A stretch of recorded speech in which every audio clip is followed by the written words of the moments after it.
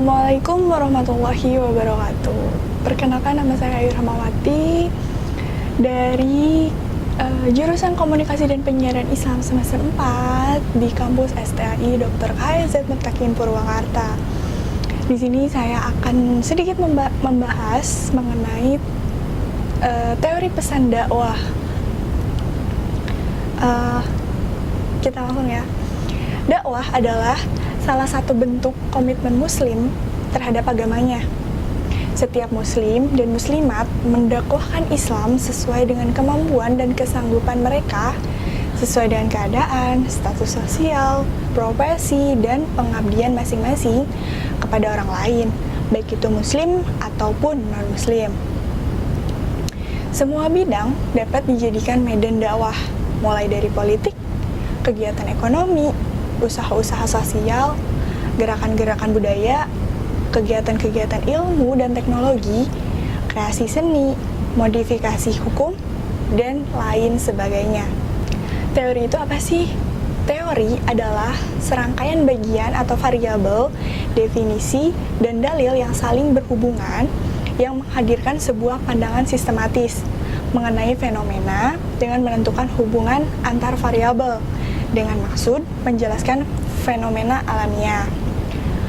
Manusia membangun teori itu untuk menjelaskan, meramalkan, dan menguasai fenomena tertentu, misalnya benda-benda mati, kejadian-kejadian di alam, ataupun tingkah laku seekor hewan.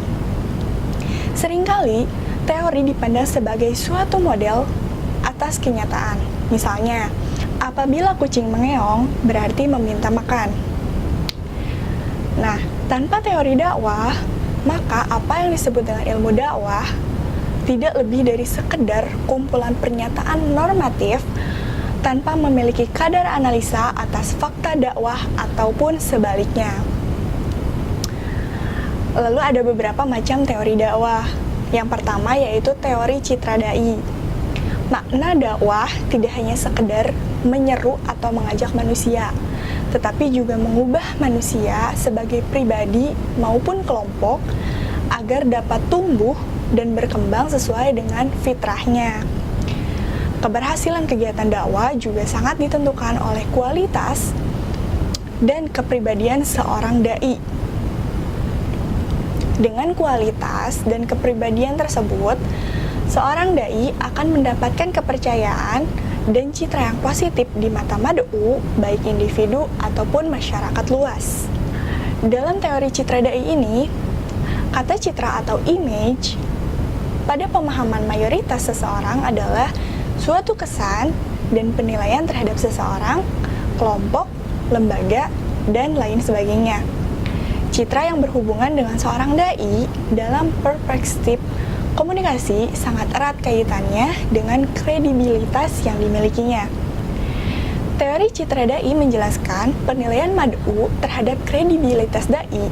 Apakah dai mendapat penilaian positif atau negatif? Lalu, kredibilitas seseorang tidak tumbuh dengan sendirinya, tidak juga secara instan, tetapi harus dicapai melalui usaha yang terus-menerus, harus dibina dan dipupuk, serta konsisten sepanjang hidup.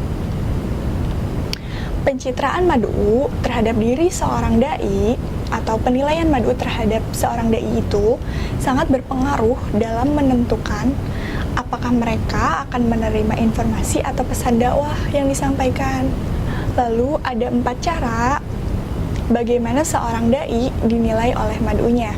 Yang pertama, dai dinilai dari reputasi dengan karya-karyanya.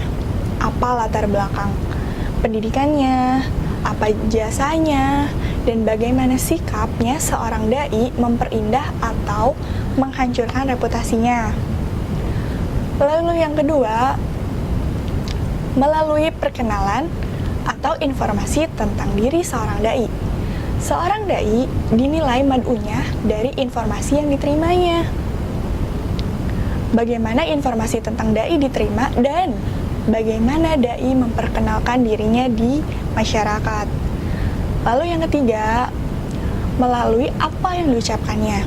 Apabila dai mengungkapkan kata-kata yang kasar, kotor, dan rendah, maka seperti itu pula kualitasnya. Dai memiliki kredibilitas apabila ia bisa menyeimbangkan ucapannya dengan perilakunya sehari-hari. Lalu yang keempat, yaitu melalui bagaimana cara dai menyampaikan pesan dakwahnya. Penyampaian pesan dakwah yang sistematis dan terorganisir memberi kesan pada dai bahwasannya ia menguasai persoalan, materi, dan juga metodologi dakwah yang disampaikannya.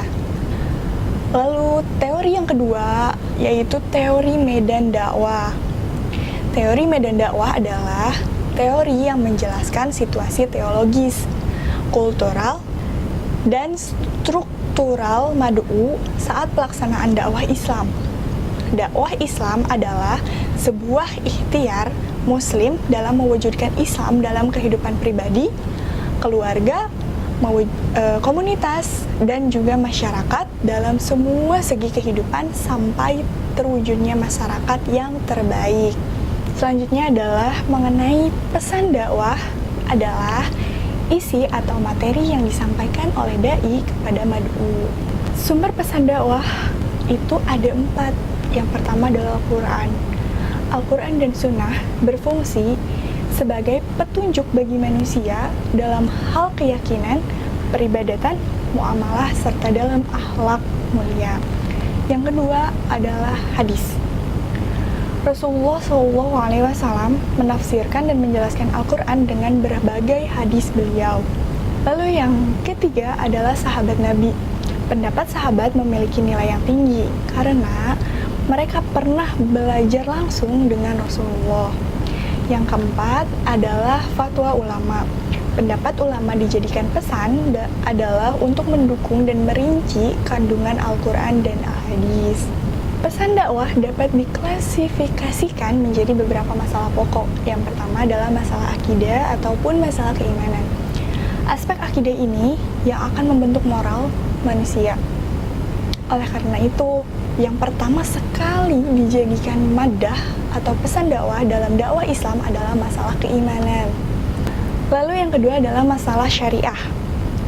Hukum atau syariah sering disebut sebagai cermin peradaban dalam pengertian bahwa ketika ia tumbuh matang dan sempurna, maka peradaban mencerminkan dirinya dalam hukum-hukumnya. Pesan dakwah yang bersifat syariah ini sangat luas dan mengikat seluruh umat Islam. Ia merupakan jantung yang tak dapat dipisahkan dari kehidupan umat Muslim. Lalu yang ketiga adalah masalah akhlakul karimah. Ajaran akhlak dalam Islam pada dasarnya meliputi kualitas perbuatan manusia yang merupakan ekspresi dari kondisi kejiwaannya. Materi akhlak ini dimaksudkan untuk dapat menentukan baik dan buruk. Akal dan kolbu berupaya untuk menentukan standar umum melalui kebiasaan masyarakat. Karena ibadah dalam Islam sangat erat hubungannya dengan akhlak. Pemakaian akal dan pembinaan akhlak mulia merupakan ajaran Islam. Lalu ada beberapa karakteristik pesan dakwah. Yang pertama, orisinil dari Allah Subhanahu wa Ta'ala. Orisinil tersebut dimaksudkan bahwa pesan dakwah ini benar-benar bersumber dari Allah, yaitu Al-Quran yang menjadi pedoman utama bagi manusia. Lalu yang kedua adalah mudah dan membawa kebaikan. Kemudahan ajaran Islam juga menjadi karakter pesan dakwah. Semua perintah Islam bisa ditoleransi dan diberi keringanan jika menemui kesulitan dalam pelaksanaannya. Yang ketiga adalah seimbang. Keseimbangan merupakan posisi di tengah-tengah antara dua kecenderungan. Ketika manusia diliputi oleh nafsu dan keserakahan, pasti ada manusia lain yang tertindas. Islam mengatur hal ini dengan kewajiban zakat. Yang keempat, yaitu lengkap dan universal. Karakteristik pesan dakwah selanjutnya adalah universal. Artinya, mencakup semua bidang kehidupan dengan nilai-nilai mulia yang diterima oleh semua manusia beradab. Lalu yang kelima adalah masuk akal. Ajaran Islam memandang kehidupan manusia secara realistis dengan menempatkan manusia pada kedudukan yang paling tinggi. Hal ini ditandai dengan dorongan manusia untuk selalu menggunakan akal pikirannya secara benar. Jika manusia tidak memanfaatkan akalnya, maka ia mudah hanyut dalam kerusakan. Selain itu, teori pesan dakwah bisa dilakukan dengan mengambil teori-teori yang ada dalam ilmu komunikasi misalkan, atau ilmu sosial lainnya. Kemudian, teori tersebut diperkuat atau dianalisis dengan menggunakan sumber-sumber Islam, seperti Al-Quran, hadis,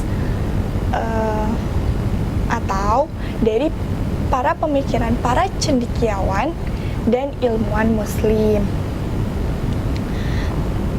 Contoh teori yang biasanya digunakan, yang pertama adalah teori retorika. Retorika merupakan teknik penyampaian pesan paling banyak digunakan dalam dakwah Islam dan telah memiliki sejarah yang panjang. Retorika menjadi seni untuk menyampaikan pesan secara efektif, khususnya seni berpidato. Yang kedua adalah teori hermeneutika. Selain membangun sikap kritis mad'u terhadap pesan yang disampaikan oleh dai, teori ini juga bermanfaat dalam pengembangan pesan yang disampaikan. Jadi kesimpulannya adalah pesan dakwah yaitu suatu hal atau sesuatu yang disampaikan oleh seorang dai kepada mad'u, baik secara lisan, tulisan, tingkah laku ataupun lain sebagainya, yang dilakukan secara sadar tanpa adanya paksaan dan yang bersumber dari Al-Quran dan Al-Hadis. Mungkin segitu yang dapat saya sampaikan. Mohon maaf apabila terlalu panjang dan bertele-tele atau mungkin kurang dimengerti. Mohon maaf yang sebesar-besarnya. Saya Ayu Rahmawati pamit. Sekian. Wabillahi taufiq wal hidayah. Wassalamualaikum warahmatullahi wabarakatuh.